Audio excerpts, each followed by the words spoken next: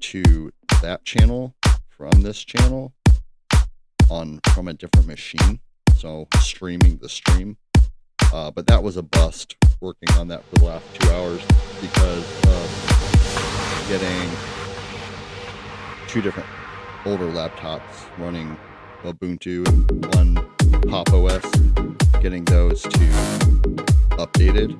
And like, for instance, like one, it's just been chilling running some server stuff, like closed for like 4 months straight. And Mike calling in.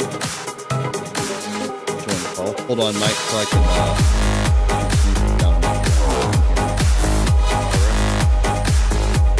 Oh, I just got on the field and I thought someone took a shit in the grill.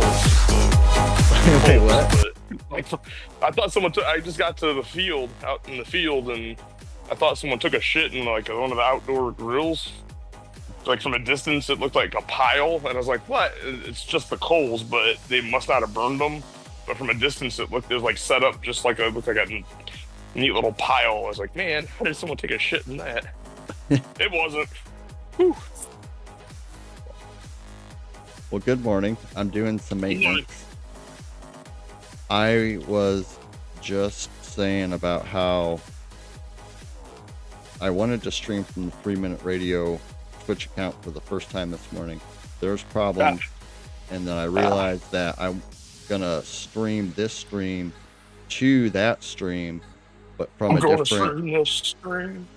different machine.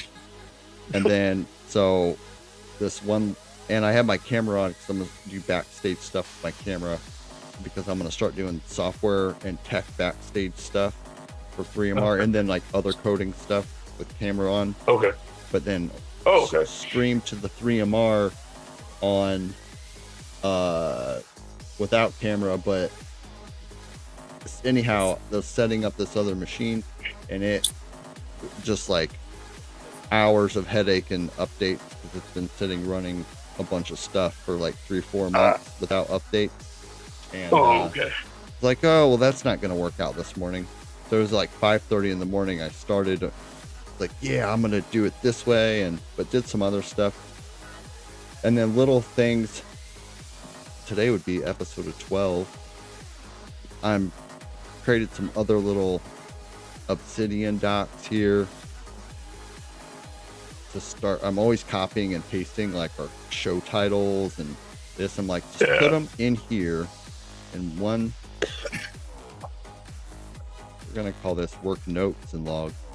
So this is a backstage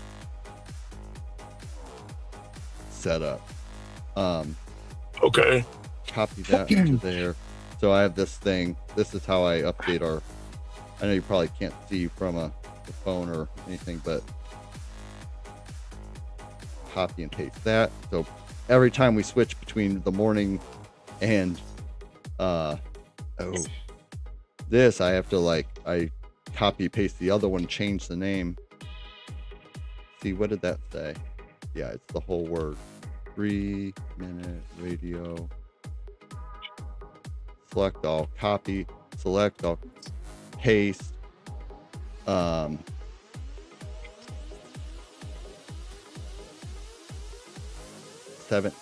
Today's the 17th. Now it's episode 12. Replace the thumbnail with the morning one. Dang it, I still need to rename that file. So just getting more organized because some of this is super unorganized. 3MR morning thumb.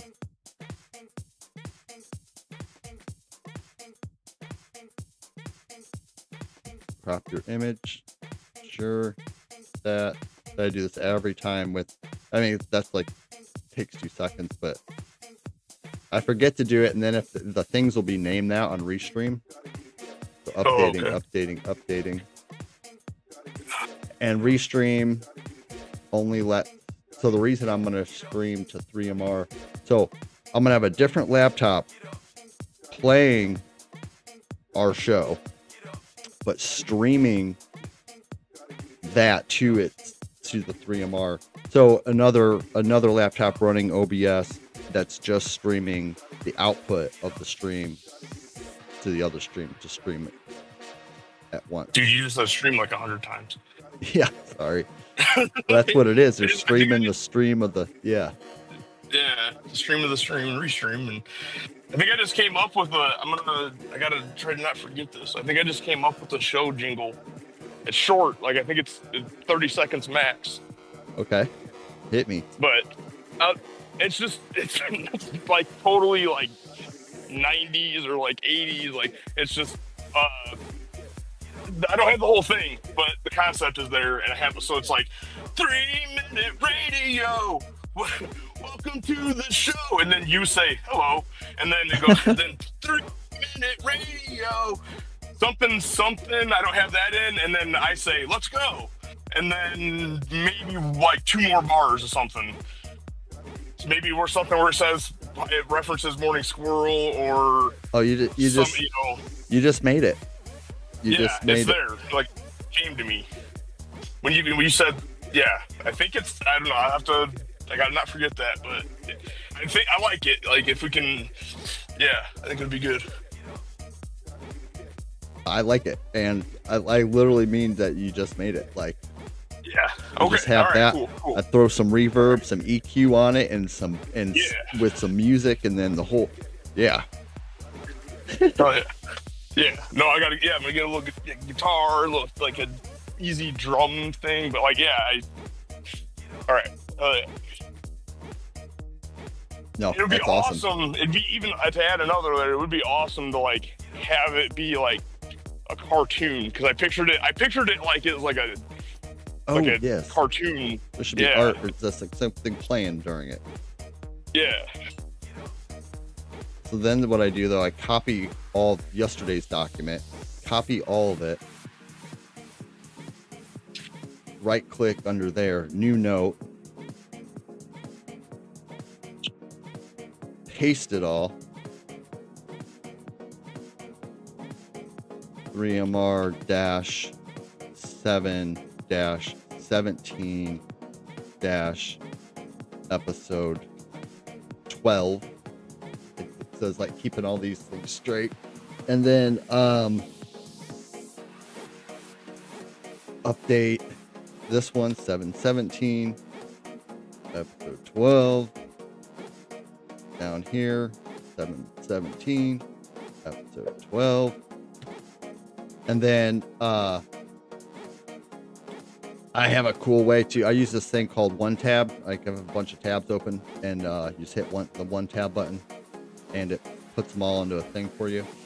Oh, okay. But I realized that it'll say copy all links as to clipboard, and so I can have all those open in a thing window open, hit one tab, and then have all the links copied at once, and boom, I can paste them into the doc. I can delete those for the day, and then there's a couple things I wanted to show and talk about too real quick. We got royalty-free EDM DJ going on. There's that screen. This is Discord. I was tuned into Lady of Code live streaming. It's a cool channel I found. I started through our 3MR Twitch channel. I started following people on there, and I realized I wasn't even following the channel under my own account. It's like, oh. The Pirate Software Game Jam 17 starts today in 2 hours, 5 minutes. Pumped about that. It is Thor's birthday, so I was watching that. And then I was watching this person, Uchakara. They're playing Computer Science Chronicles Season 1 from 1983, and it was fascinating. I was just listening to it. And then I'm 4 hours into DHH's interview. So I'm going to close those tabs though. Open. Is that 6 hours? How long? 6 hours. Was that? Holy crap. We have a 3-minute radio GitHub organization now. Oh, I never hit complete setup. Skip this step for now. You think you're gonna like it here? Change your organization avatar. Let me switch to this that doesn't show the screen. Upload new picture. Get better at that. 3MR art, 3MR thumb. Lunch and learn. 3MR thumb small. Open.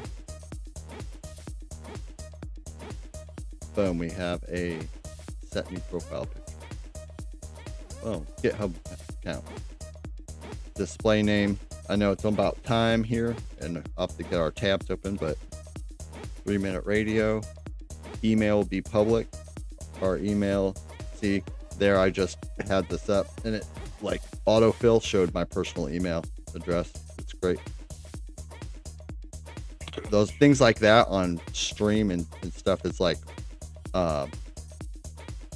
you can get to a point where it's like just foolproof, where it's like that'll never happen. So another techie thing I'm going to do is I'm going to run a Linux virtual machine on the same machine I'm on, and have all this stuff always just set up and running in there. It's like I could be doing 100 other things and just jump over and like almost like flipping a switch, like boom, jump to the 3-minute radio machine. The purpose of having a GitHub is so for some of our stuff to have on here, but it gives us the a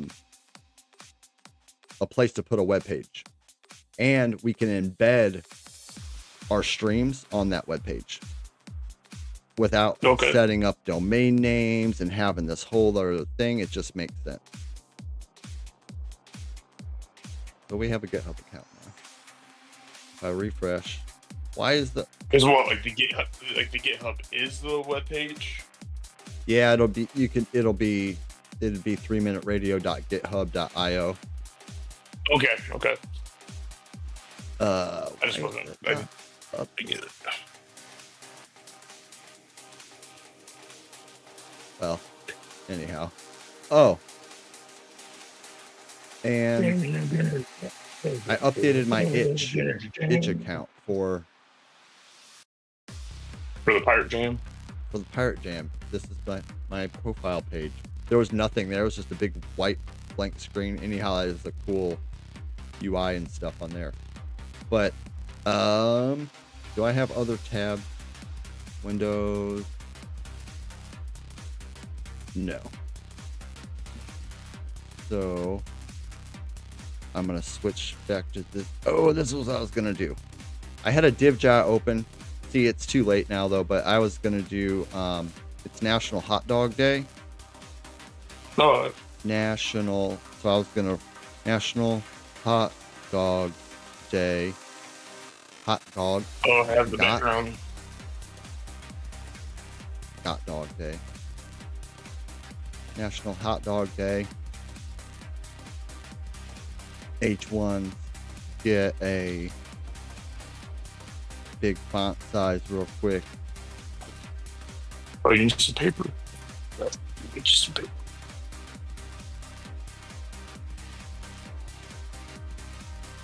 Is this the day they do the Nathan's hot dog eating contest? I don't know, but probably. So I want to say it's in the summer, and so but it makes sense that it would be on that day, on National Hot Dog Day. I'll look that up real quick and see. Let's see. I was gonna do this, but I was gonna try to have little hot dog, little floaties going around and all this, but and I wanted to have it, ketchup mustard looking and all this, but yeah. So real quick then, to just finish up with this, our behind the scenes, our backstage is doing these where I have the Obsidian doc open. It's like part of the thing, because I don't know, it's like on screen showing like, oh, here's the itinerary. I'm gonna make a I'm gonna turn this into something cool that's not. Oh, real quick, sorry, scatterbrain, squirrel, morning squirrel, is all of this, like this whole directory of, I have a bunch for different things, but like 3-minute radio, have a doc for each day in here, right? This whole thing is gonna be uploaded to our GitHub and updated every day. That's another reason. It's like a backup place for. Normally, you would store code there. That's where people collaborate, work on code. But so the Obsidian project, Obsidian's the software, but like the 3-minute radio folder here will get uploaded and updated on GitHub each day. So you could go to GitHub, see, have all the references, have all the, you know what I mean? So kind of like a cool little place to just yeah. I don't know if people do that with their other like stuff, like use GitHub for not. I mean, people do, but yeah, it's like it's normal to me to do that. Is to, like, where you just put your stuff. And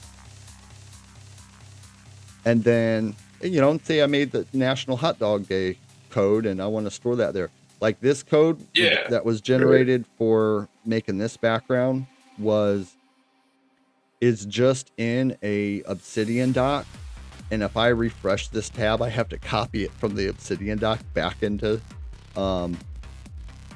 this JavaScript like thing here. It's clunky. So if I could just have this stuff stored, different backgrounds.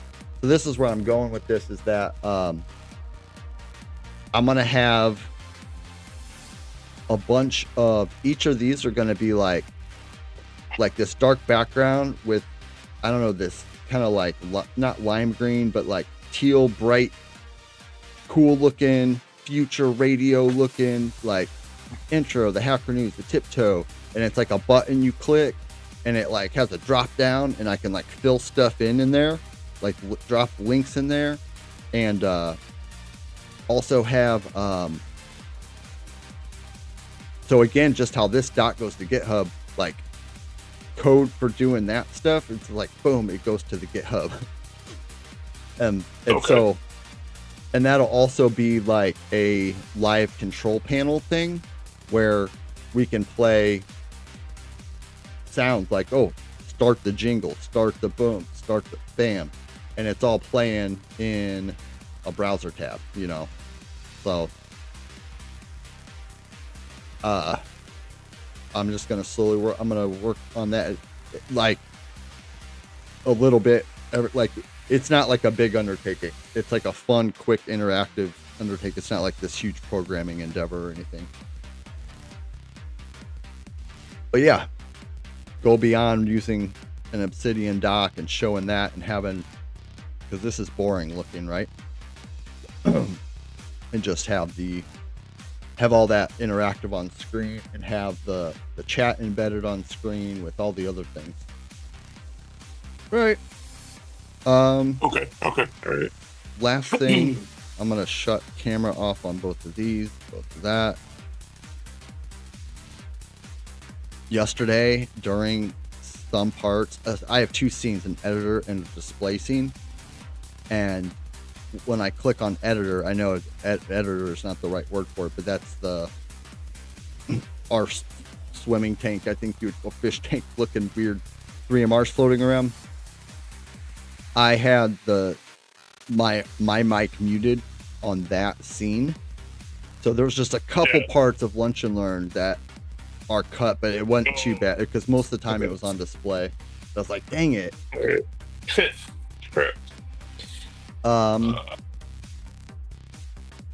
There was a couple more restream things, but yeah, we'll just go ahead and start here. I'm flipping through tabs because I need to open. Well, as I do this, I'm gonna pull up the tabs. How's the morning looking for you out there, Mike? Just are we on? Are we streaming? Yeah. Okay. We have been. Looking good. Okay. All right. Yeah, good morning. It is nice. It's actually relative to yesterday. It's nice and cool today. Still a little overcast, but no rain right now. So no storm damage from last night that I can see. So, you know, made it out to the field okay. So starting off good. Nice.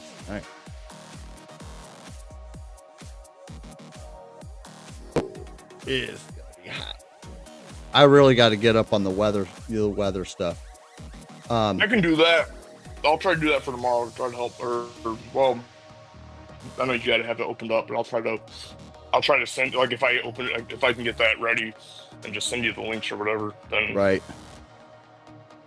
Yeah, that's why I start all these little tech things. Like, I just want to like hit a button, and I have Hacker News, Chat GPT, Library of Congress. I don't know if I want to keep going to Library of Congress, but I have to like Google LOC playlists. Just, you know. Oh wow, dude! Is there? I wonder if there's a Netflix. They have a Spotify channel. Sorry, go ahead. Who does? The Library of Congress. Oh, okay. So it's probably. You can just go to Spotify instead of going to the Library of Congress? I guess, yeah. Okay. And so I always miss one or two things. So like Hacker News, Chat GPT, got Library of Congress open, the weather, and make sure I zoom. Leave the editor up for now. Well, that's a good hell of an intro, is all that backstage stuff. Good morning. It's July 17th, 2025, 7:07 a.m. We're just rambling, getting into the offices. Mike's out in the field, rolling into Thursday. Hot as the weather. I don't know. I've maybe had a little too much coffee this morning. I was up doing technical stuff, setting up the studio, getting equipment out, rearranging things, wires and stuff everywhere. It's like flying around like just madness. What we do on the show for the morning squirrel. Yeah. There were sparks. What we do on the smoke alarm that like is like not working. It's like obviously like dusty and like there should be a light that's on and it's not. I literally I had little wipes and I was like, ew, I go wipe this stuff down. I was turning on some laptops and stuff what we do is we do the front page of Hacker News, just quick review, tiptoe news. We tip around some topic. We do that crazy mother effing Earth weather and why Father Earth must be being a dick today. And I keep forgetting to read that whole title because I like it. It's like, hey, here's Mother Effer Earth, but then Father Earth's pissed. AI asks itself and then comes up with a question to ask itself and then answers itself. Then we do a let's jam. We find some song out there or music and give it a listen and talk about it. We find a place where the F is that out there in the world and learn a little bit about it. We find a bug of the day, software bug of the day. Most of the time it's the software bug of the day. Then we find out what's for breakfast, and out of some way along the way, like find like an interesting bug, like an insect, and just do a little spotlight. An actual insect. Yeah. Then we find something that makes us, they're like, wow, are you serious? Are you serious? I don't have any other announcements for the day other than we got a jingle coming. I started making a list for soundboard sounds to put together. Okay. So far all I got is screeching brakes and are you serious? But I'm gonna, like, as things pop up, I'm gonna put a list together. Heck yeah. Because then, switch to this.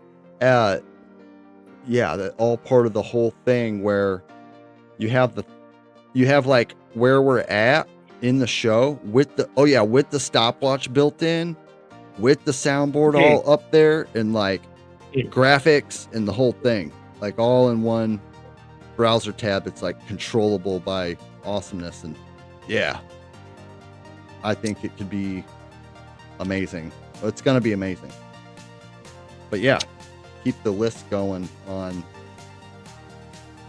for the ideas for drop in sounds and soundboard. All right, ready for me to start the timer on? I don't like this. Huh? I'm sounding bored. Oh.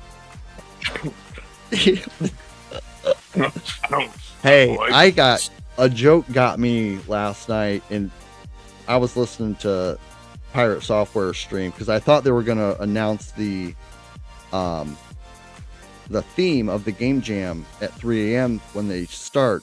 Well, no, it didn't start for another few hours. So I was up at 3 a.m.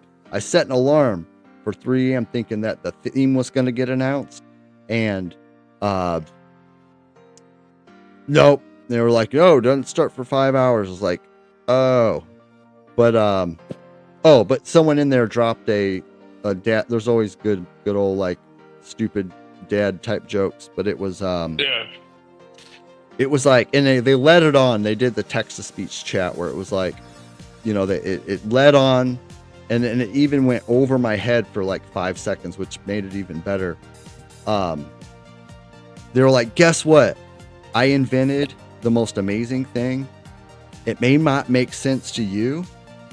Well, see, that I told you it was a joke already. It doesn't work as well, but it may not make sense to you, but I invented the most amazing thing. It's an ATM that only disperses change when you need, like, you know, quarters or change or whatever, and you don't have like cash to, but like an ATM that dispenses change.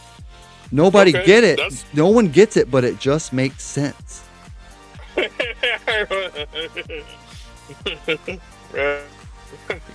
does. Yeah, why isn't there? Why isn't there a? Yeah, no, that's good. Well, because it's the whole like first of all, because like while you're saying that, I'm like, well, yeah, why isn't there an ATM that disperses change? You know, I want to get so I'm like 525 out. You're like, that's a good idea, and then yeah. Oh. I was like, I like thought and sat about it for like a good 5-10 seconds, and then I was like, oh my gosh, it's a joke. It's like it just makes sense. It just makes sense. All right, we're gonna go over the front page Hacker News. I'm starting 3-minute timer. I'll probably cut it shorter than that then. Number 1. ESA's Moonlight program. And program spelled weird with MME, but pioneering the path for lunar exploration. The ESA, is that the European Space Agency? I think. Yeah. Okay. I watched a messed up movie last night, but anyhow, it's about space stuff. It was a Swedish space exploration sci-fi movie. Can't even pronounce the name, but it was like super good compared to, I don't know. I like space movies, and it was Swedish. Messed up. I like Toblerone. Yeah, it was good. It was about these people, like a colony. It wasn't anything freaky. There weren't aliens. There weren't anybody killing each other. It was like a few thousand people who had been traveling on a spaceship for like 50 years. Anyhow, I'll put it was good. Man. It was very real, like about people and psychology. Yeah. So was it like? Yeah. Was it like about like did it ever go back to the people on Earth that they like left behind, or did they talk about that, or is it about their problem was that it couldn't turn around. They couldn't turn around, and then like they missed their like target, and they couldn't turn around, and like some bad things happened with the ship. And by ship, this is like thing is like the size of like New York City. It's like an entire civilization. They got like shopping malls and bars and dance clubs on this. It was a good movie. But it wasn't Okay. all like futuristic, like, you know, extreme sci-fi, whatever. It was very Yeah. human. Anyhow, So were they just kind of like on the was it just like a slow death where they knew they couldn't turn around? yeah. And so it was And then just they like, figured out a okay. way to turn around, but still but it's like half the movie's like year 1, year 2, year 3, year 5, year 10, year 20, year 50, Yeah. year 100, and then by the end they're at like year 5,000 something. It's messed up. Anyhow. Whoa, okay. What's the name? What's the name of that? Yeah, Really I'll good. find it now that we've talked about Okay, it okay. enough. You switch to this screen. It's like from 2018 or something. Swedish space movie. Aniara. Aniara. Aniara. Aniara. A-N-I-A-R-E. Okay. All right. Or A-R-A. Sorry. A-R-A. Okay. Got it. Okay. All right. Sorry, the Ooh, number. That's a cool little. Just like the picture that when I look it up, like that little red spot and the weird black and white looking. I don't know if you just like saw like what would be like on the movie box, like the front page of it, but that's a trippy little design for I don't know what you call that, but like the front page, like that looks cool. Yeah, the number 1 on this is like pioneering the path for lunar exploration. Made me think about it. I'm going to open that in a new tab for. It's on YouTube. You watched it on YouTube. Yeah, you probably. I had stopped. I just wonder, like, I had like gotten rid of Netflix because I don't know, like a year or two ago, they like instituted some new like privacy thing, and I had heard that like I don't know, they're doing all this data collection, and like I was like, well, I don't want to participate in that, but at this point, like I feel like you're participating in all that stuff no matter what, and like I feel like I'm missing out on like good movies and shows, and I think I'm just gonna. They got me. I'm gonna participate. There was I opened the Moonlight program thing in a new tab that can be for. Are you serious? Because that sounds pretty awesome. It's like let's go to the moon and like European Union do it. Yeah. Let's see. FOSS 4G is the free open source society. I'm in trouble if I get what FOSS stands for. Software. Free open source software, 4G Europe 2025 live streaming at foss4g.org. And then number 4 at the top of Hacker News is Reading Rainbow was created to combat summer reading slumps from Smithsonian Magazine. That's probably really interesting too. I'm just skimming because we're way over time on this little piece. Number 22, a 1960s school experiment that created a new alphabet. The Guardian. That sounds cool.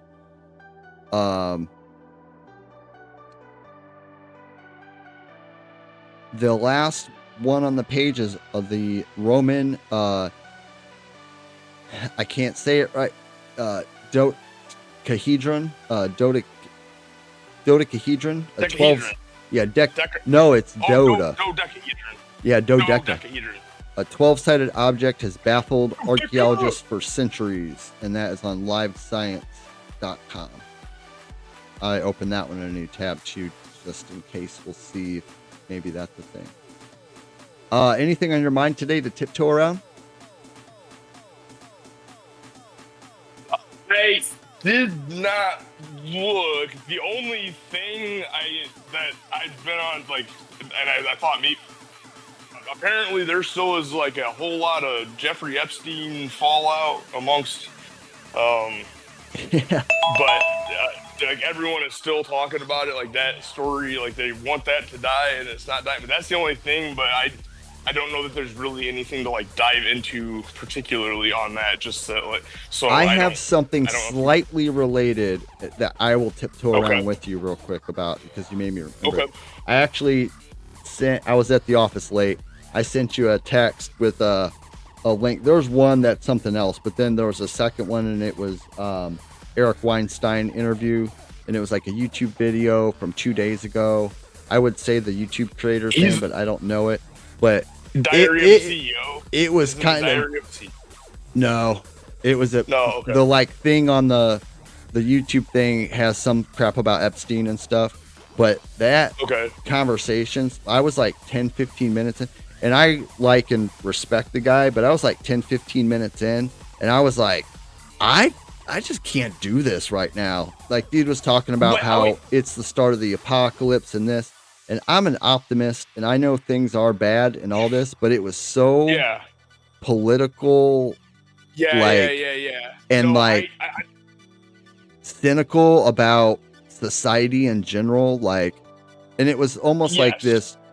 It was like everyone's wrong, everyone's doing everything wrong, all institutions are wrong, and I was like, at some extremist level, I agreed in some ways, but I was like, this is just too dark, like, and, like I wouldn't want my kid to hear it, right? Kind of like it was just like, and it's not over till it's over, and like, and who are you to say why are you to give us the answers, you know? Like, what is it? Like, you obviously know better than the rest of the world, so what's the answer? Yeah, guys, I know exactly what you're saying, and like, it was very elitist while talking shit about elitists.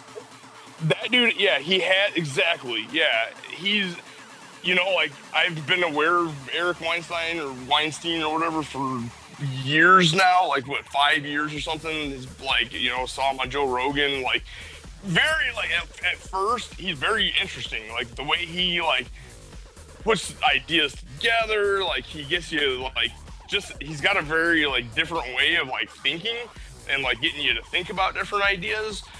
But, like, slowly but surely, he's worn on me, and I think what happened... Do you remember when you may not have seen this, but he had this whole big presentation on the Joe Rogan show, and where he presented his geometric unity theory, and something about that, like, struck me the wrong way. Crap, I gotta get out of here. There's people over there. But, yeah, I know what you're talking about.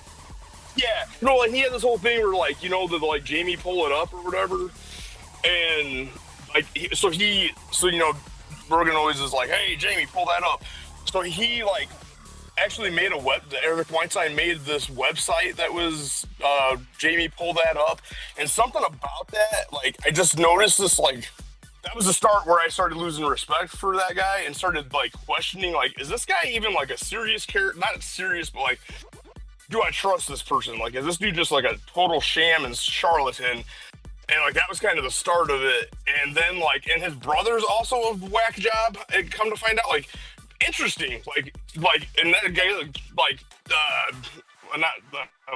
what do you call them?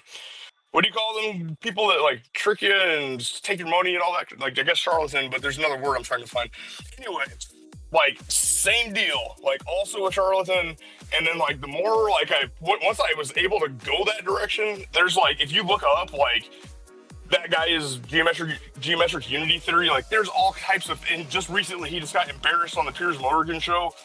Jordan Carroll, who's another, like, science guy, I think he has something to do with physics, like, totally just destroyed him, and now I can't take anything he says seriously, and he's, like, trying to make a comeback, so, like, cause that, and he made a bet, like, back in, like, you know, the election, he like hedged his bet on, he like wouldn't go for Trump, but like at the same time, like, but he couldn't support, like, the Democrats, so he had this weird position, and like then when because I think he thought that Trump wasn't gonna win, and so he like made this bet, and then like now he's just kind of fallen out of favor with like all these famous people that he's gotten around, and he just has like lost credibility. And so yeah, I've seen a couple different interviews now with him, and like I can't take anything that guy says seriously. And yeah, you're totally right. Like he's playing on that. He's playing on those feelings of,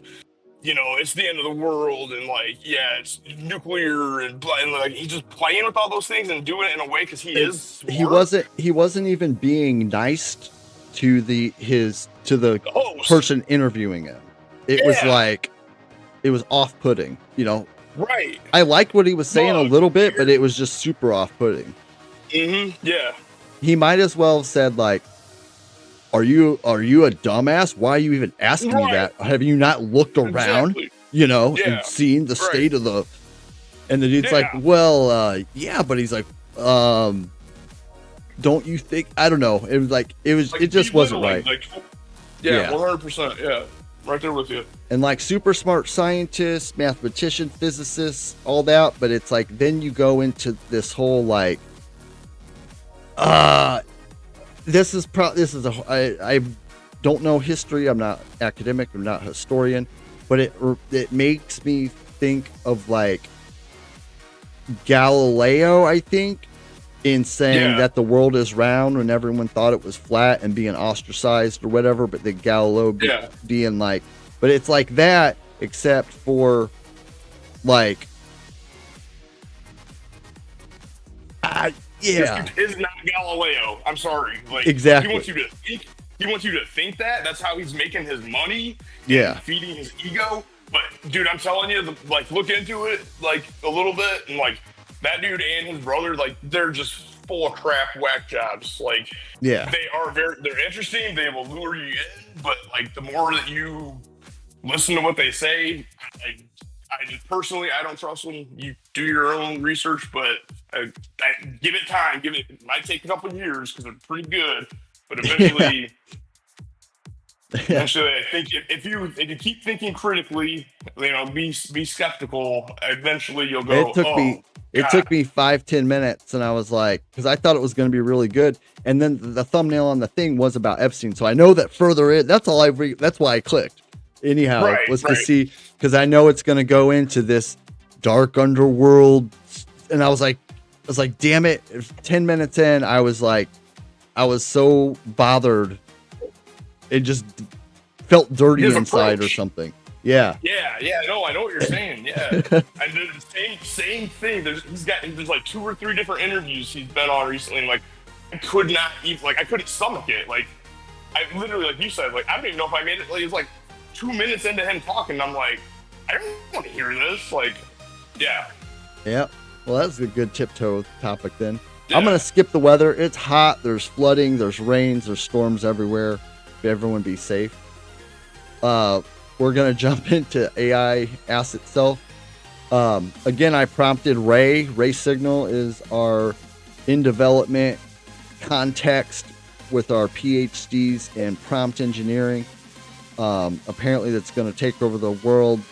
And it already has taken over the world, but I am optimistic about that, Mr. Weinstein. But all I said is, it is the morning squirrel. Good morning, Squirrel Squad. Welcome to the Morning Squirrel, your jumpstart, your broadcast of nutty thoughts, quick facts, and offbeat adventures before the coffee even kicks in. Here's your morning mix. Boom, it jumps right into AI Ask Itself. So again, all I said is today is even shorter than yesterday's prompt. I just said, it is the morning squirrel. Okay. Damn. AI Ask Itself, if a squirrel could program, what language would it use? Oh, great. This is going to be a joke. Answer, Rust, because it's fast, efficient, and obsessed with memory safety, just like your average tree dweller with a winter stash. Fascinating.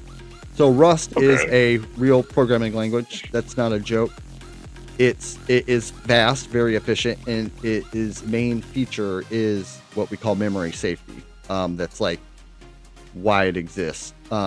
Just like your average tree dweller with a winter stash. How it put that together for an AI Ask Itself, and that's it, and it's simple, is beautiful.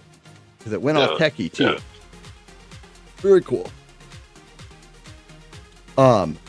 The Rust programming language mascot is actually a crustacean, or rust, crust. Yeah. Today's where the F is that is Timbuktu, Mali. Yes, it's real. Mali.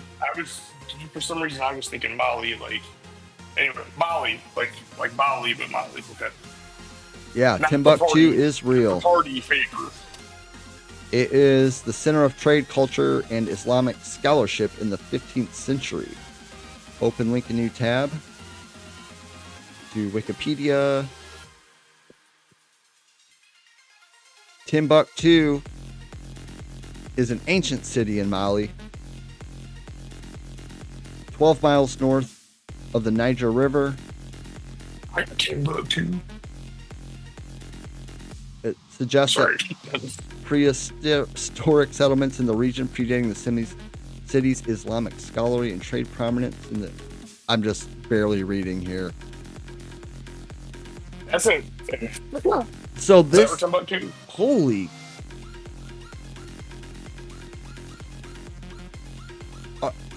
What? Am I... Let's... Are these ancient buildings, or is this modern, like... Hang on a second. I don't know. Some of that ancient, like, buildings, I lost the thing. pretty good. Oh, I'm getting out of the stream, just not getting to Twitch. The aerial view of Timbuktu is crazy.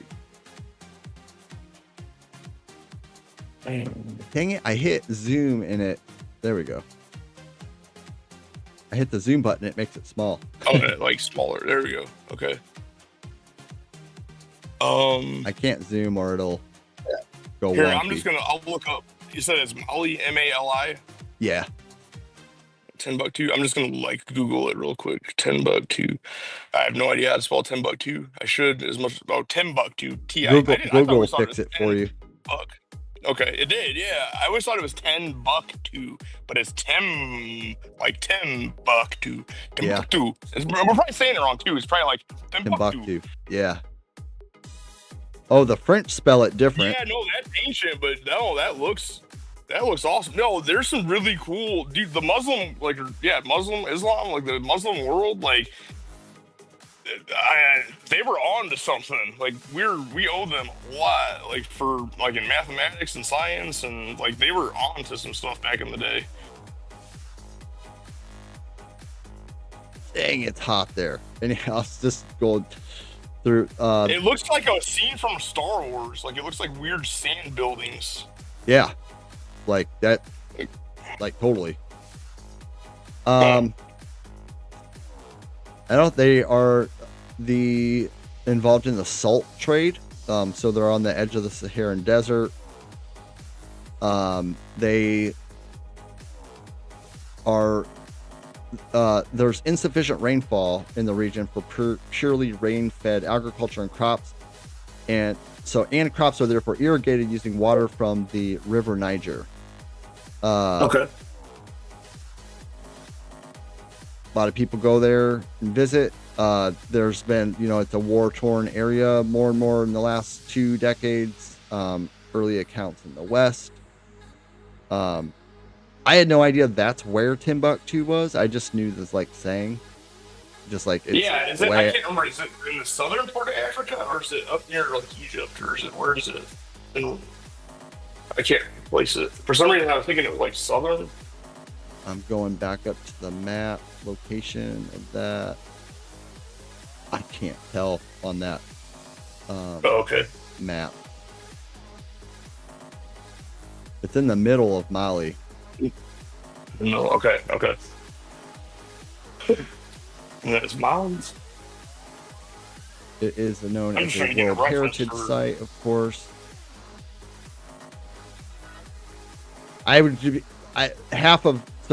Admittedly here, half of like what I'm starting to like, try to even start to read has so many words that I don't like know what they are, that I'm like just scanning and I'm like, okay. Okay. And this is a huge Wikipedia page, which is cool. We've had some really short ones, but there's just so much history and like language, just on and on and on. Like I'm barely halfway scrolled through the page, but yeah, Timbuktu. Okay, it's in West Africa. Okay, it's like kind of like right in the middle on the western part.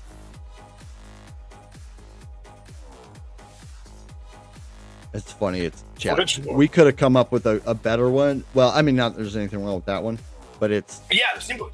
I'm like. So what they basically like they have a salt trade, and I mean, I guess yeah. I don't know what else. It just mentioned the salt trade then. War torn cuts me in from for some reason, but I don't. Okay, I don't know what. Yeah. Woo. So we do have a suggestion for what's jam. It's another Right. Pixabay link. If I click it, copy link, boom, click it. So it is Behind the Kitchen Door. Today's royalty-free sound to spice up your stream. Light jazz in the morning. Free download at Pixabay. Did it take me to? It didn't give me the right. It just went to straight music. Let's see what the link says. Yeah, can't trust you yet, Ray, on this stuff. I do have Library of Congress up though. Eclectic Acoustic, 11 recordings. This is, let's listen to the Skeleton Rag from the American Quartet. It is exactly 3 minutes long. I'm going to pause our Spotify techno going and Skeleton Rag. Here we go.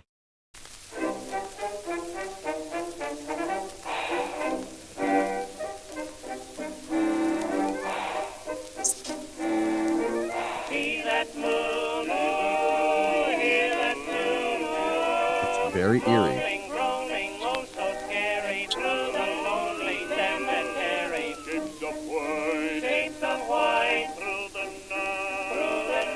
I feel like this is on a cartoon. I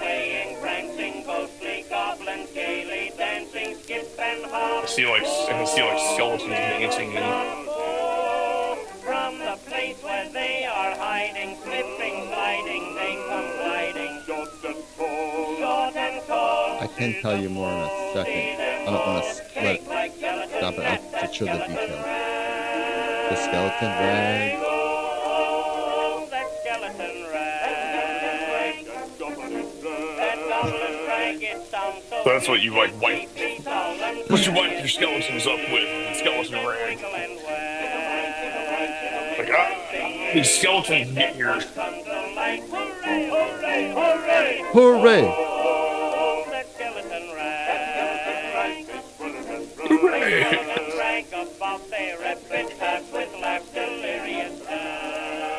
Some ghostly gag in that moany, groany, phony skeleton rag.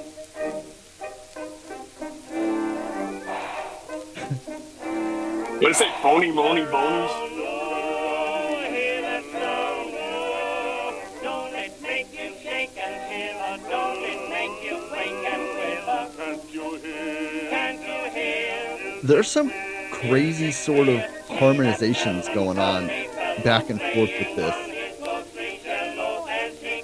Like key changes or something, right? But Probably, yeah.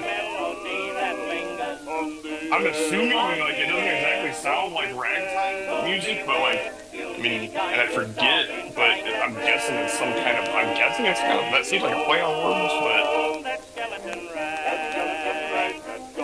And I know they do some weird, like there's some interesting stuff in ragtime music that it kind of has those like bluesy notes, so maybe there's like changing or something. yeah, they're doing these like slides and stuff. Like, yeah. That's kind of a lost thing. Like, we kind of got back to that with like Boys the Men, like, and even like who is it? Who does Bone Thugs and Harmony? But like, I mean, I guess there's probably still some churches somewhere that do some gospel like harmonies, but that was different. yeah. Yeah, I'm glad we grew up with. I'm glad I live where I live, and I didn't have to grow up with that. It's like, hey man, did you hear the skeleton rag? Like, the lyrics were kind of good. Like there was some thing I've ever heard. But well, yeah, but see, but we we get the advantage of like we get all the modern stuff, and we can go back and listen to Skeleton Rag. Yeah. And be like, oh, that's cool. It's like if that was the coolest thing there was, I don't know. The lyricist was Edward Madden. Percy Winrick was the composer, and it's the name is just the American Quartet was a vocal group. We'll have to listen to more American Quartet then. So those 4 dudes. Yeah. All right. Yeah, excellent job. What you're saying though is the movie with Sylvester Stallone and Wesley Snipes, Demolition Man, and they're in the future, and they get in the police car, and it's a like 90s like commercial for like sandwich meat or something, and they're like jamming to it. Yeah. Like it's this and Sylvester Stallone's like, what is this? They're like, this is one of the greatest. It just, this is from 98. And there's like, oh, we only listen to commercials now. Oh, and he's like, put me back in the freezer. I saw the movie like 2-3 weeks ago. Yeah, I don't think I saw that when it came out, but yeah, like I think it was a while, but pretty like 5 years ago. I watched it. I didn't realize like that actually was a good movie. Like the concepts and things they were going for, it was actually like a good, yeah. I finally understood it. Like I didn't watch it when it came out, but like then when good movie. And that's very like, yeah, put me back in the freezer. Like if someone else would have said that, it wouldn't be as funny. But since it's Sylvester Stallone, like that's the perfect line for right there. Yeah. I'm switching back to show my screen in a second. I'm on Bleeping Computer, looking at. Wow, there's 11,000 search results on their thing when I typed in bug. That's not what I wanted. Dang it. See, this is why I have to have this stuff ready.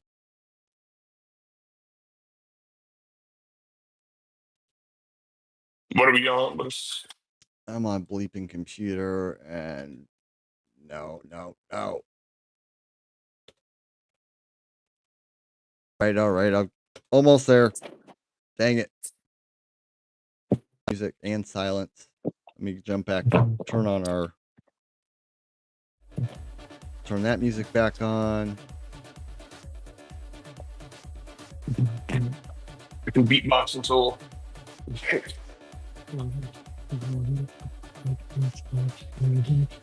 Bug of the day.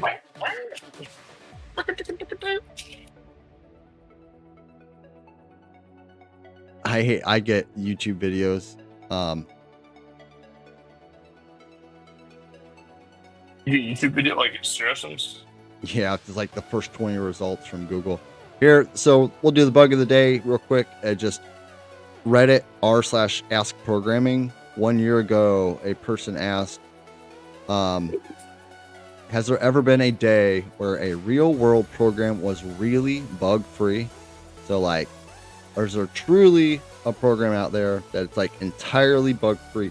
And this is a problem in programming and computer science, and actually more in like what you would call theoretical computing, which borderlines with the idea of just like thought itself and like a system, and it's like goes into with things way beyond computers.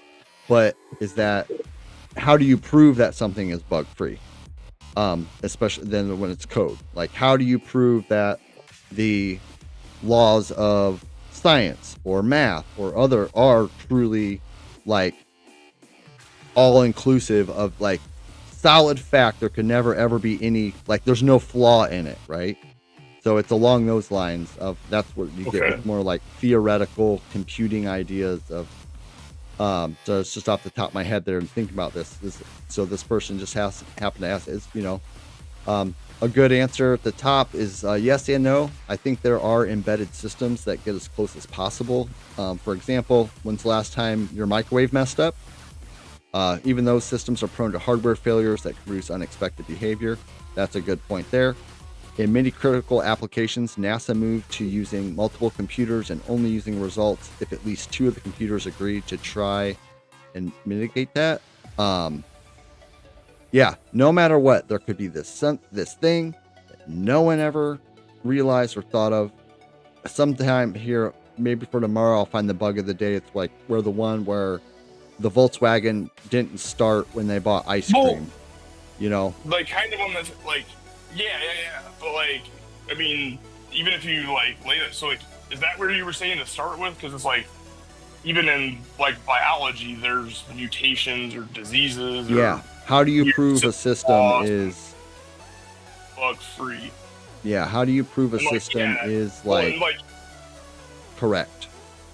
And then almost like, is it almost not only inevitable that you have bugs, but like, is it somehow necessary in like the grand scheme of things that you have to have those imperfections, you know, like for everything to work out as well as it does? Like if there weren't those bugs, maybe there would be, I don't know. Sure.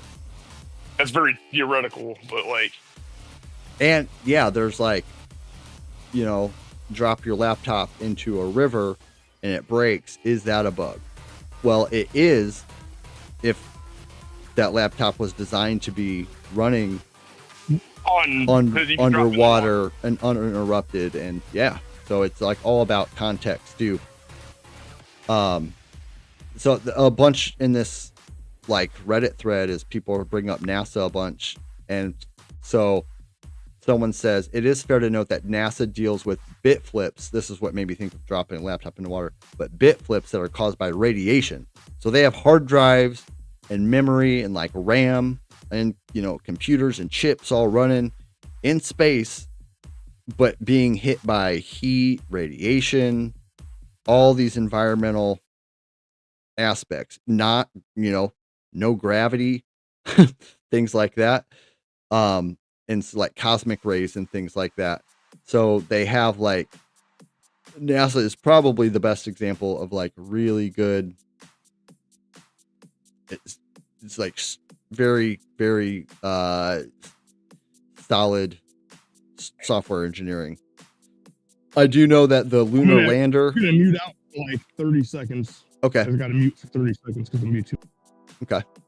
I do know that the lunar lander had code in it that could stop itself and restart itself and like fix itself all on the fly, and it basically kept the astronauts alive. Like there was a malfunction, and because of this like 2 lines of code was like a fail proof.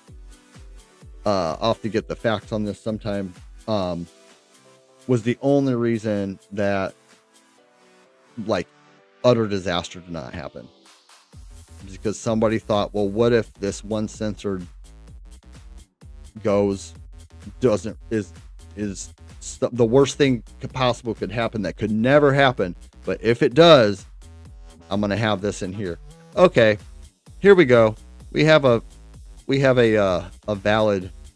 very valid commenter here on this page, and then I'll move on. But this person says, I worked on a number of NASA spacecraft, Mars rovers, Spirit and Opportunity, the Mars Odyssey, Satellite, LRO, Messenger, etc. I worked on software rather than hardware and not directly on the flight software. I wrote software that generated instructions for the spacecraft to follow, but not the actual software that ran on the spacecraft. There are a lot of precautions taken to avoid this concern. There are radiation-resistant CPUs and RAMs and other integrated circuits, shielding, and a whole lot of redundancy. It's specialized software that is expensive, old, and slow, but bit flips still happen, sometimes to catastrophic effect, but total loss due to radiation is exceedingly rare. Anyhow, not to go on about NASA and their software and stuff, but I guess this person is like, something that's totally bug free is very, and they go on and talk about microwaves. My coffee maker did this. My microwave did do this. What is bug? This is what I wanted to say, is what this person said. What does bug free mean? From a user's perspective, from the implementer's perspective, from a product perspective. There are many pieces of software I've used without experiencing bugs. From a developer perspective, a few times we had an empty bug backlog, although quite rare. Low impact bugs don't get fixed. Very, very true thing. And then there's the famous saying, it's not a bug, it's a feature. And when users start using software, a bug, a feature of, once users start getting used to something in a piece of software that is a bug, and which where it becomes a feature is like the greatest thing. All right. We're going to find out what's for breakfast. Mike, just let me know when you're back or not. If you are, you're muted though. No biggie. All right. Let's... I don't know if you could hear that wind tunnel or not, but the wind was tunneling. Oh, okay. No, I don't hear anything. You're a little muffled, but that's it. Okay, I just got out of it. Out of the wind tunnel.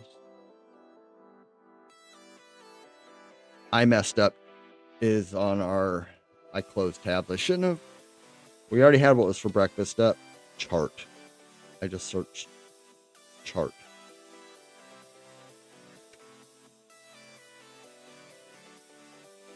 I lost the last thing, but now what's for breakfast?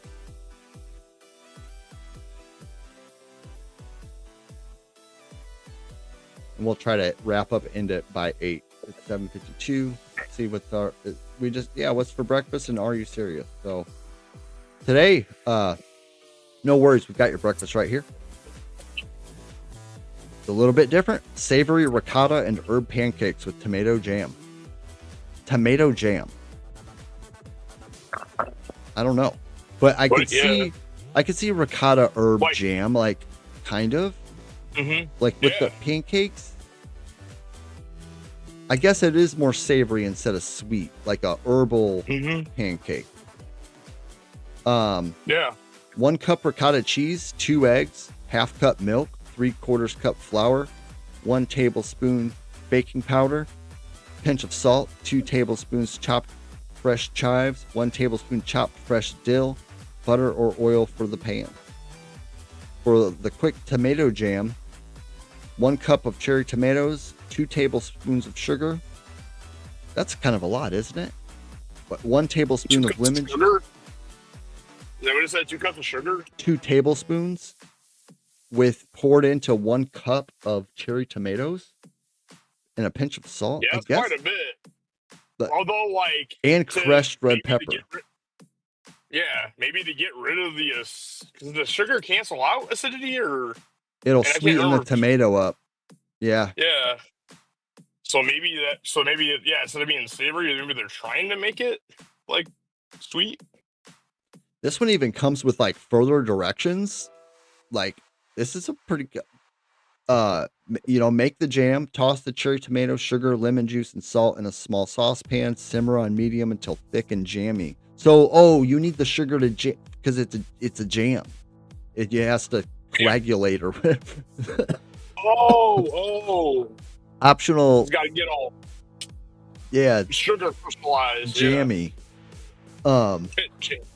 Mash slightly or blend for smoother texture, and then make your pancakes. You whisk ricotta, eggs, and milk in a bowl. So it's literally just eggs, ricotta, cheese, and milk to make those. There's no. Oh wait. Okay. Add flour, baking powder, salt, and herbs. Stir until just combined. Heat butter and oil in the skillet. This sounds freaking awesome. I want to know what this is. Who makes this? Like what's this even called? Did it just come up with this shit this morning? Yeah. The perfect balance of rich, savory, fresh, and tangy. Want something lighter? I can give you a quick fruit bowl or smoothie next. Just all we want to know is this real or common or some specialty? Or did you craft this today? Or like, yeah, is it off a restaurant menu? They'd call it somewhere? Or like a Ray website? Signal, Rachel Ray. Right, yeah, Rachel Ray Signal. Great question and fair. Here's the honest rundown. The savory ricotta and herb pancakes with tomato jam combo is real, but it's not something you're likely to find at your average diner or weekday breakfast table. It's a specialty brunch-style dish common in fancier cafes and home-style food blogs. Definitely not mainstream like eggs, bacon, or cereal. It hates cereal, but not unheard of. Both savory pancakes and tomato jam are real, existing recipes used in food culture, just usually separately or more curated menus. Yes, it's a real combo, not totally common, and yes, I crafted that particular version for you on the spot today using real food ideas. Okay. All right. So we're going to have our, on our Twitters and the website and stuff, we're going to have, hey, guess what? We had for breakfast today on the morning squirrel, and boom, recipe. Boom, we're live on the, like, post, right? And then, like, with the hashtags in there for foodie people. Yeah. Would you like more regular person? What's that? We got quite the collection so far. Like, there's some, honestly, like, half dozen or so, like, really good recipes. Yeah, definitely. And I am compiling all this, and it'll be on in our docs and stuff. But yeah, I'm just surprised every day. This was an interesting one. Yeah. Would you like a more regular person on a Tuesday morning breakfast suggestion instead? No, bitch, keep doing what you're doing. No. Do that magic. That's good. All part of the show, folks. Part of the show, folks. Don't be no simple ass bitch. I'm curious. I did have the Are You Serious? Oh, yeah. Are You Serious is about going to the moon in the ESA. ESA. But I'm just asking Ray. Oh, basic. That's simple. Sorry. Oh, yeah. I just realized it's basic, not simple. Before I jump to the ESA article real quick I just said, no, it's all good. Part of the show. Exactly. All part of the show, folks. Gourmet improvisation, a splash of truth, and a pinch of flair. Catch us next time when we ask, is that even edible? Or just brunch propaganda? It's fancy that I even asked it. Stay crispy out there. And I said, are you serious? Dead serious. Brunch is a powerful propaganda machine run by poached eggs, avocado lobbyists, and independent sourdough syndicates. But seriously, yes, I meant every word in the spirit of the show. Playful, but grounded. That dish is a real world kind of fancy, something you could make today, but sounds just odd enough to feel like we pulled it out of the brunch matrix with a little trademark next to the brunch matrix. Okay, trademarked it. So yeah, serious. In a way, only a cosmic breakfast show can be. All right. We're going to the ESA's Moonlight program, pioneering the path for lunar exploration. This was published October 15th, 2024. Imagine a near future where services such as satellite navigation, video conferencing, and file sharing are as seamless as on the moon as they are on Earth. Okay? So they're going all like Elon, but for the moon, which is, I think is cool. And I just watched some documentaries more recently on the moon, and the moon's been doing some weird shit. I saw a comment on the documentary I was watching about the moon. It wasn't all conspiracy stuff, but apparently this person was saying that they're like 60 and that they documented every full moon for their last like 40 years. And they said that every single time, every full moon for 12 months for the last 40 years where they're at, there's normal weather. Like it's on the full moon. It has never been cloudy or rained in 40 years of tracking it. And people are like, what? They're like, has anyone else picked up on this? Like, it's something about there's science behind it too, but it was just like this one random person. They were like, I become obsessed over it because, Yeah, it's like, why, how could it be like, you would think at Out least of once or, once or probability. twice Yeah. a year, let alone for 40 years, there'd be some kind of incremental weather, bad weather. That's Exactly. crazy. But sorry Yeah, to so go off yeah, on is a there something tangent. about the tides of the ocean or the gravitational pull or Oh, this article is, and this isn't even an article. This is literally the ESA.int website, the European Space Agency's website. The vision of the Moonlight program aims to establish Europe's first ever dedicated satellite constellation for telecommunication and navigation services for the moon. 400 planned lunar missions by space agencies and private companies in the next 2 decades. This program marks a significant step towards sustainable lunar exploration and the development of a lunar economy. The Moonlight Lunar Communications and Navigation Services program is a partnership between the ESA and an industry consortium led by space systems developer Telepazio, with support from the UK and Italian space agencies. Okay, real quick, is that in my mind, I'm like realizing like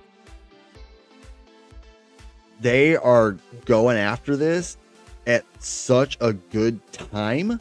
They didn't spend the 60s trying to go to the moon and they're like in the space race and right.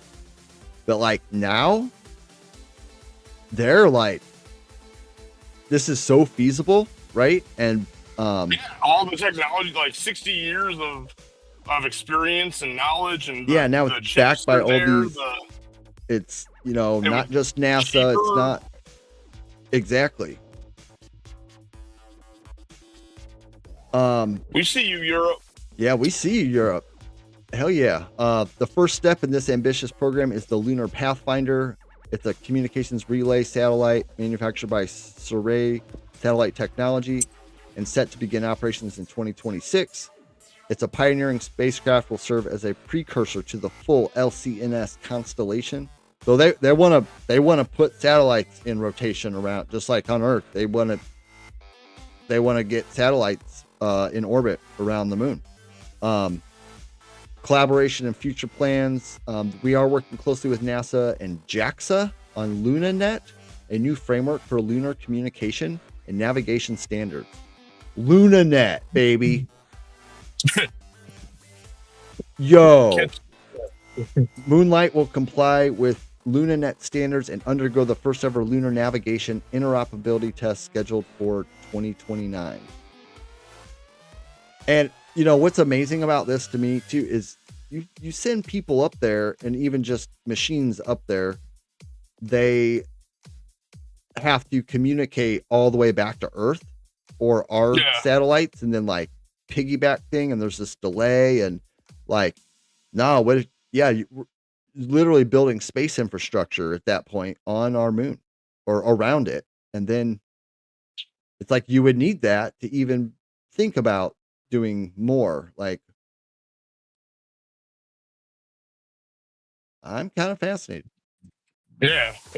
I didn't know about some of these I don't organizations. get, like, honestly, like it's so stupid that Europe has become so, like, I get why, like the whole like post World War II, Europe was trashed, and so I get why like part of just the way the whole world order is set up is because after World War II, like Europe was trashed, and so like they are like very linked up with, or like I guess they didn't really go at. First of all, I guess they were spending their money on other things, but they just like, as far as like developing like the internet, or like they don't really have an AI thing. I think there might be something in France, but like they just, I don't know if they've kind of like, a lot of their smart people have come to the US because it seems like it's more of the base, but like they've done a poor job of like building their own like stuff. So hopefully that's a sign of like, more things to come,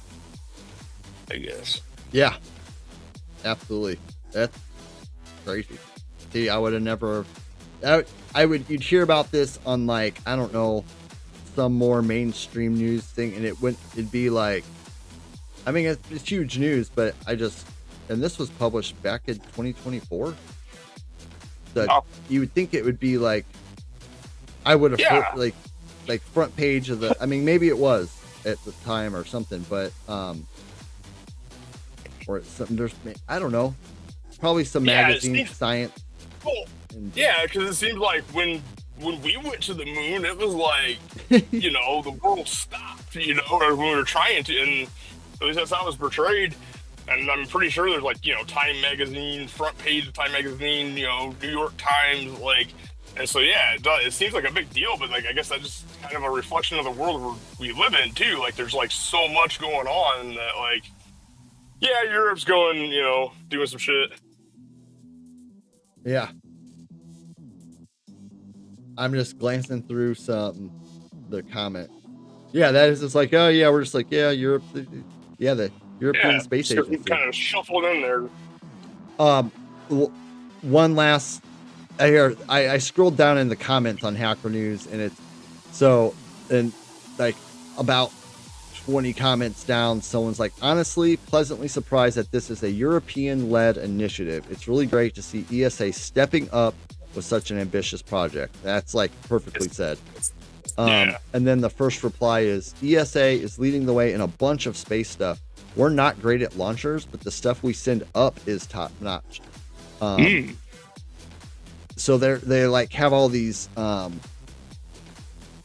like tools to like, they're not like the end all be all of all. They've built up this capabilities and stuff. Yeah. Oh, and then yeah, someone. I mean, this is 2 hours ago. Just some of these comments. The Moonlight program is one of those low key projects that could end up being essential. So, you know, reliable navigation and comms around the moon turns exploration into long-term infrastructure. It's less about planting flags, more about making the moon actually usable. Solid point. Yeah. Valid point by that person. Exactly. It's not about planting flags or this. Yeah, that's, I think, the big thing there. Ain't no dog pissing on a fucking mailbox over here. Well, let's wrap the show up with that. All right. It's been a good one, a long one. It's July 17th, 2025, 8:08 a.m. You have anything else for us, Mike, or? No. I'm gonna be working on the theme song. Oh, okay. Hopefully next week we'll get a 3-minute radio theme song. I'll try to get a rough recording of it. And well, we have then the recorded of you doing the idea, and if we have to, we can just take that and. Oh, we did. Okay, and I didn't realize that was streaming. Okay, awesome. Yeah, that's what I meant. Yeah. That's what I meant. I was like, well, we have it now. He was like, you went through it. Okay. Oh, okay. I was great. Like, right. It was like, Cool, you take cool. all those little pieces and like, boom, and then plop it in, and then we'll bring in music and the things, and yeah, we'll get some graphics going with it, and then everything I talked about with leading up to all these little steps taken. By tomorrow, we will be streaming on the 3-Minute Radio Twitch channel for the first time, and the Haxer 492 channel, because that's all linked up. And then so everything will also be on the 3-Minute Radio channel, where followers and all the things can start picking up there. I realized I had on my main Twitch 78. This is what I wanted to show you in pre-show, like 78 something followers, and then I got a notification that like just in in a year, that channel and this does not mean all of it was, there were some streams I did that were like 9, 10, 12 hours long, that like maybe 2 or 3 hours of it, I like went and took a nap and just left it going. Anyhow, there was 500, I reached 504 hours as of a couple days ago with these recent streams, 504 hours total over the past year, which put us at next certain level. I'll show them to you sometime. There's all these like Twitch levels, and the only one that to reach affiliate level on is to have it's like 3 average viewers per so much time, 10-hour average viewers per so much time, stuff like that. But then beyond that, you got affiliate level and you've got partner level. The only thing that is keeping a Twitch partner level somehow is streaming 1,000 hours now. So I have all the other things on my account are checked. I was like, holy crap. So we'll look at numbers like once a month or something, and we get the you should leave like 3-minute radio just up, like streaming like all the time, just like for the next, because that's what we're like 500 hours short, so that's like 3 weeks or something. Yeah, I was like a month, 500 hours. Just like leave it running in the background, like just have some, but that probably eats up a lot of. We probably have. Oh no! What I did the math already yesterday was because I was looking at I was trying to download all of our VODs. And it was like 30 hours. Oh, nice. It's like between 25 and 30 hours. You really put it all together. So two shows a day at like where they're running 45 minutes to like an hour and a half or longer, or we did like 4 hours on a Friday night, and then it was like 30 something hours. That's why I realized, oh my gosh, the internal hard drive on my machine is I can only download half of them because it's like 75 gigs or something of I was like, because I mean it's full audio, video, MP4s, so it's like literally 35 hours of video. So I was like, holy crap, I'm solving that problem. But it's just interesting. But yeah, those are the Twitch stats numbers. So that's why we're going to stream on both, is because it just makes sense. Yeah. And so depending on and I want all the viewers to of course be on the 3-minute radio one, not Haxer 492 but to leverage my year of when I started even trying to barely even stream. I had the jankiest setup. I had 2 different earbuds in between 2 different laptops, and OBS would crash, and then the other shitty ass microphone, trying to pair my phone microphone with my laptop, just couldn't figure all this stuff out. And then but yeah, to build upon that whole, I was like the 500 hours, and I've already reached all these goals. To build upon that and leverage that, I think is good too. So yeah. So if you're listening to this in the future from YouTube or something, go to Twitch and follow and give us some subs so we can buy kick-ass microphones and pay subscriptions to streaming platforms and data storage. Yeah, little small nunchucks and ninja outfits for the little squirrels to become. Yes, and we need a merch fund so we can have hoodies and t-shirts and hats and stickers and stuff. Yeah, and we'll send them to y'all. Be dope ass shit. That was our subscribe marketing pitch. Yeah, our sponsor today is 3MR. I will beg. I will get down on my. I will please give us, please, sir, just $2. All right. Well, 8:14 a.m. We'll sign off. I don't know what time for lunch. We will get on a consistent schedule. It's been so hot. I'm flipping the work that I do. I'm flipping my entire schedule around to where I start working it from like early in the morning until a certain time, and sleeping when it gets hot in the day. I couldn't.